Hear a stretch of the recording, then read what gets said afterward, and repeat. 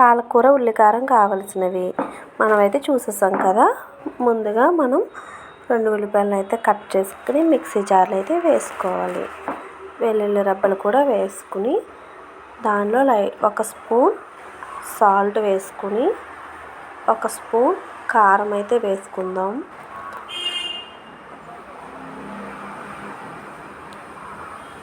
So ఇప్పుడు మనం mixie అయితే పట్టేసాం. ఒక గిన్నె అయితే గ్యాస్ మీద పెట్టుకుని దానిలో జీలకర్ర, ఒక ఎండుమిరపకాయ అయితే వేసుకున్నాం. ఆల్రెడీ మనం ఉల్లికారంలో కారం అయితే వేసేసాం. మనం లైట్గా ఆయిల్ అయితే వేసుకుని దాన్ని మగ్గపెట్టుకోవాలి.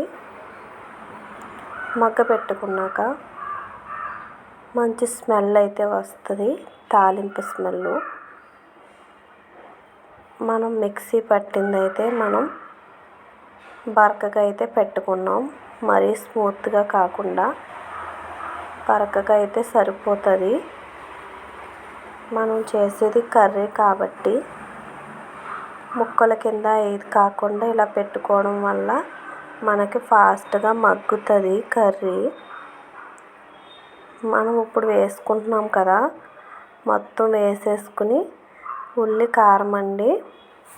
పాలకూరని మనం ఇలా కూడా తినచ్చు అనిపించింది నాకు. టేస్ట్ అయితే చాలా బాగుంది. ఇది బాగా దగ్గరికి అయితే వచ్చేస్తుంది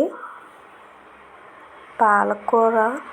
ఈలోపు మనం పాలకూరని కడుక్కుంటున్నాం. శుభ్రంగా క్లీన్ చేసుకుని ముక్కల కింద అయితే కోసుకోండి. హెల్త్కి చాలా మంచిది. మనం దీంట్లో లైట్గా పసుపు వేసుకుని బాగా దగ్గరికి అయితే వచ్చేస్తుందండి.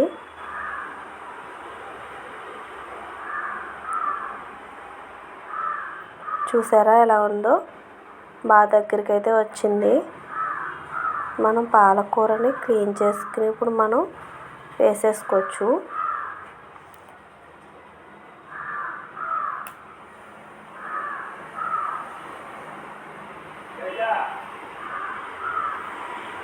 దీంట్లోంచి వాటర్ అయితే వస్తుంది.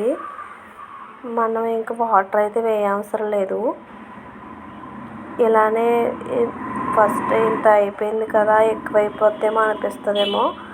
ఆకుకూర ఉడికేసరికి మనకి ఎంతో అవ్వదండి. ఎక్కువగా ఫ్యామిలీ మెంబర్స్ ఎక్కువ ఉంటే అయితే సరిపోదు. ఒక 2 కట్టలు అయితే మాత్రం మనం పాలకూరని తీసుకోవాల్సి వస్తుంది. దాని క్వాంటిటీని బట్టే మనం ఆనియన్స్ తీసుకోవడం అనేది మనకు జరుగుతుంది. తక్కువగా ఉంటే 1 కట్ట అయితే సరిపోద్ది కర్రీ కాబట్టి. ఫ్రై ఐటమ్ అయితే ఒక 2 అన్న తీసుకోవాలి. కర్రీకి అయితే ఇలా సరిపోద్ది. మనకు ఉండే హౌస్లో మెంబర్స్ని బట్టి మనం అయితే క్వాంటిటీని తీసుకుని పాలకూర కట్టను అయితే తీసుకుంటాం. ఇది చాలా దగ్గరికి అయితే వచ్చేసిందండి. బాగా దగ్గరికి రానిచ్చేసి మనకి సాల్ట్ సరిపోయిందో లేదో మనం చూసుకోవచ్చు.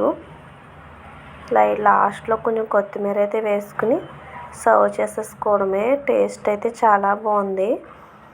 మీరు కూడా ట్రై చేసి కామెంట్ బాక్స్లో అయితే కామెంట్ చేయండి. కర్రీ అయితే సూపర్, చాలా బాగుంది.